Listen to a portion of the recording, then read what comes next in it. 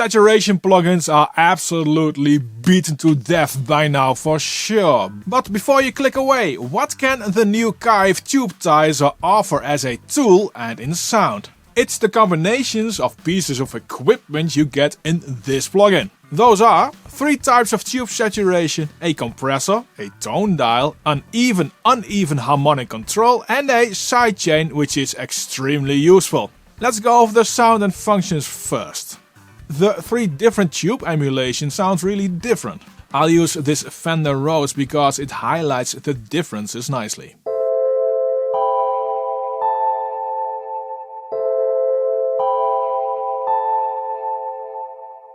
Let's start subtly and later boost the drive to really showcase the differences.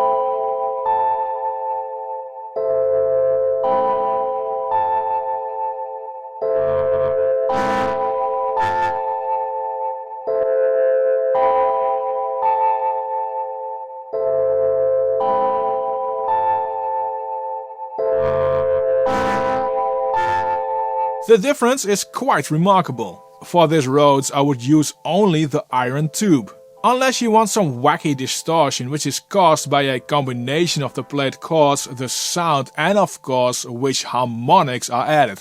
You could see that I had the type dial fully to the right. This control changes the amount of second order even harmonics only. You can do a change of about 15 decibels from one side to the other.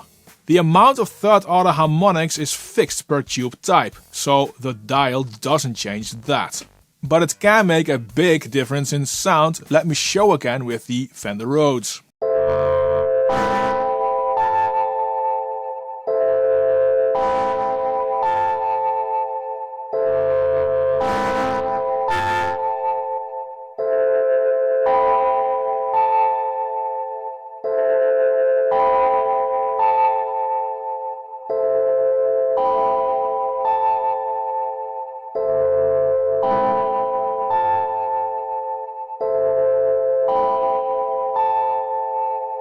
Now the wacky distortion is basically gone.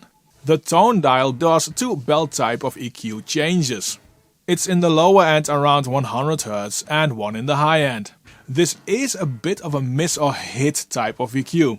I would just try it out to see if it works for the audio you use and otherwise just insert an extra EQ plugin. You can use saturation to, for instance, reduce peaks a bit to shave off very sharp transients.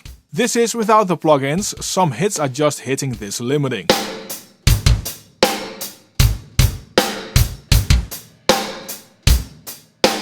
And this is with the Tubetizer. Especially in snare you hear that the attack gets shaven off and I get about 1.5 to 2 decibels of extra headroom because of that. That means that a limiter has to do less work and that is always good. In combination with the compressor, which has a ratio of 2:1, I found Tubetizer to work really well on vocals. Let me show you. Gotta catch it before it passes on by. Gotta catch it before it passes on by. Gotta catch it before it passes on by. Gotta catch it before it passes on by. Gotta catch it before it passes on by. Gotta catch it before it passes on by. Now this vocal does need a de-esser, the added harmonics and tone dial don't help with that. Now before we continue, please make sure to subscribe to this channel if you haven't already and hit that little like button. If we continue with the controls, the sidechain looks rather unassuming, but I found it to be great for the most part. This sidechain works on the signal set to the saturation and blends in the original sound below the cutoff. It's a bit like a mix dial in that regard. I found it to work really well on bass-heavy instruments where all the low end can blow out the saturation.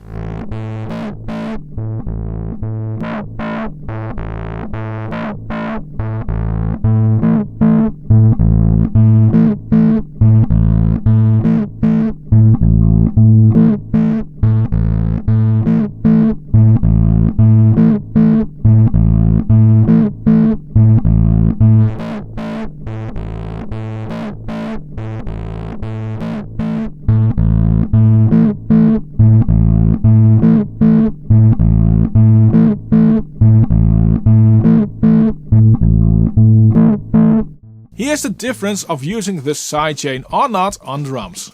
Note that I have adjusted the output level, there's a level difference between the two. This is without sidechain.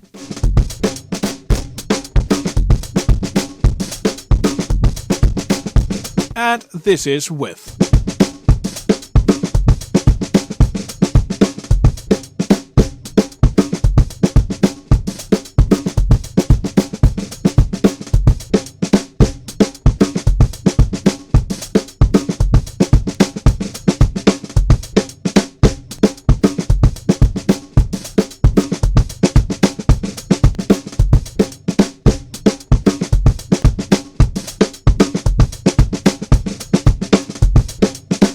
Without sidechain you get overdrive in the saturation, and with sidechain it smoothens the overall drum sound quite a bit. Even if you would adjust the dry-wet mix dial, I prefer the sidechain version. It's less dirty.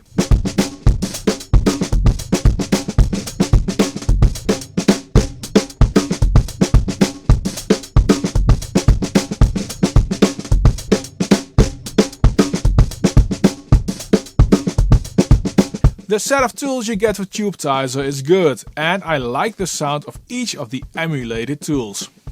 A review like this can never cover all audio, so make sure to download the trial to try it out on your own audio to find out if it fits in your audio toolshed.